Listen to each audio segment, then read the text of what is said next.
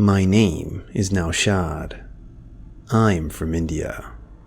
The story which I'm going to tell you is completely true, and it was told to me by my mother. This incident took place when my mother was only 12 years old.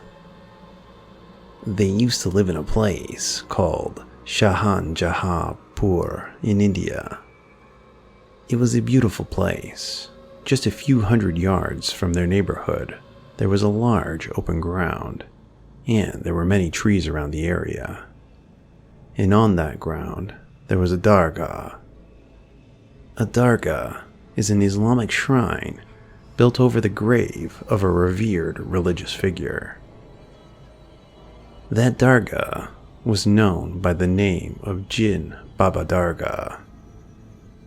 Many people with all kinds of problems used to visit the Dargah in hopes to get a cure. So, as usual, one day my mom and her younger brother were playing in that ground near the Dargah. My uncle was a very mischievous kid back then.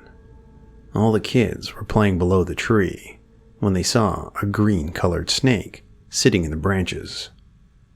Seeing the snake, the kids stepped back away in fear.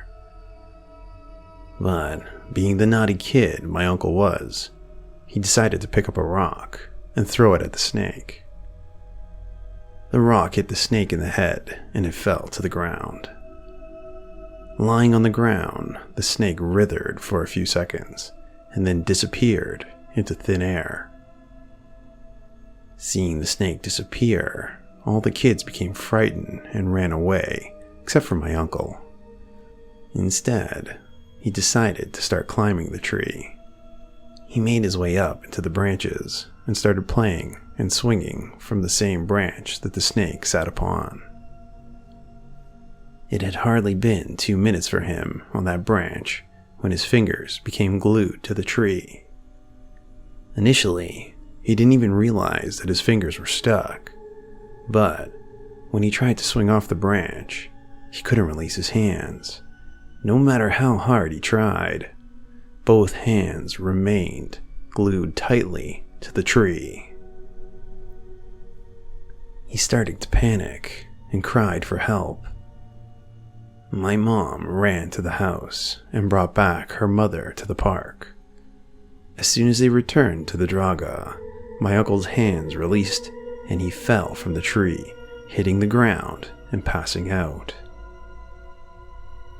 My grandmother picked him up and brought him home. She splattered water on his face, which caused my uncle to regain consciousness. Upon waking up, he told everything that happened to my mother as to how he threw the stone at the snake and how his hands got glued to the tree. My uncle was very young, so my grandmother didn't think much of what he had said. But that same night, when everyone in the house was asleep, my grandmother had a dream in which she saw an old man who was wearing white clothes. The old man came to her and said, "Your son is a devil. We have never harmed any humans. In fact, we have always tried to help and work together with your kind. But this devil child of yours threw a rock at my face.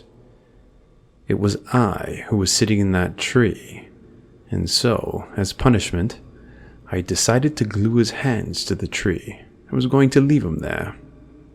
Unfortunately, he was released from the tree. However, this devil child will not be spared or left alive." Hearing the old man's words, my grandmother started to cry and begged the old man to spare her son's life. The old man turned out to be a Jinn and was adamant at first, but seeing my grandmother sobbing and begging for her son's life melted his heart. After some time, the Jinn finally said, Fine, I will spare the boy's life, but on one condition. For the next 40 Fridays, every Friday, you will sweep the floor of the Dargah clean with your hair." My grandmother dried the tears from her face and agreed. And for the next 40 Fridays, every morning, she woke up, made her way to the Dargah, and swept. She continued to brush the floor with her hair until the whole area was swept perfectly clean. For this is the way, the only way she knew to keep her son safe from the Jinn's wrath and ensure my uncle would be kept alive. True story. Well, friends, how'd you like today's story? Don't forget to hit that subscribe button and turn on notifications for this channel to listen each and every weekday for more real horror stories. We got a ton of amazing real horror stories, and we're dying to share them with you. So until then, stay out of the dark and stay tuned for our next video.